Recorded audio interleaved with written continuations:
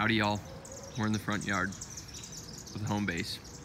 I want to talk about a technique called overplanting, or at least that's what I call it. Basically, what we've got going on here is a bunch of different plants. In the spring, put in these kohlrabis, and just as a kind of an experiment, you can see the kohlrabis are sizing up.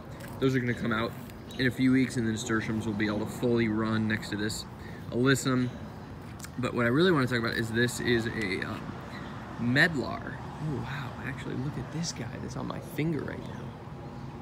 What? Oh, that is cool.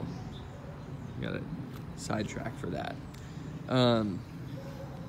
So what we've got is this medlar. It is just been planted this year. It's a royal medlar. It's a really interesting fruit tree that I don't have a lot of experience with, but it is really small right now. We just planted this first year tree, and it's actually grown this much in the very first year. But the cool thing, or the technique that I wanted to talk about, is this overplanting. This here is one of our favorite edible landscaping plants, just one of our favorite plants. It's called roselle. It is a annual hibiscus family plant. It makes tons of flowers, each of which have a calyx around it. Each of those calyxes have the part of the hibiscus that we use for tea, and you can harvest those calyxes and you can eat them. They're tangy, or you can dry them down and make tea with them. And we will, off of this one plant, harvest a huge amount of roselle. So the idea here is that when we're establishing landscapes and we want them to look good in the season, it's really nice to just sometimes use an annual like this roselle, which is going to get 5-6 feet tall and be a nice big bush, to play the role that we want this medlar to fill in the long term. This medlar is going to be this small tree, almost like a 6-8 foot shrub. And if you zoom out here, you can see this is an established like 6-8 foot tall Asian persimmon.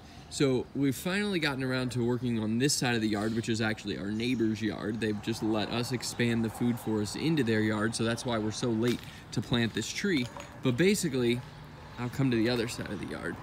We want to create some symmetry in the landscape here. So we've got this beautiful Asian persimmon that's right on the corner, and it's not going to get much bigger than that. We want to keep the symmetry so that over there we've got something similar going on.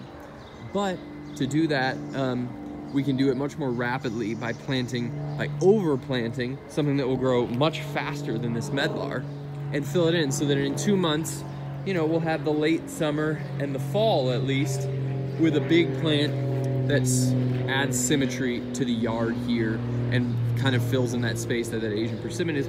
Meanwhile, maybe next year we'll do the same thing again with roselle until the medlar is really big. And yes, of course, this is going to, you know, compete with the medlar. The medlar will grow more slowly because of it.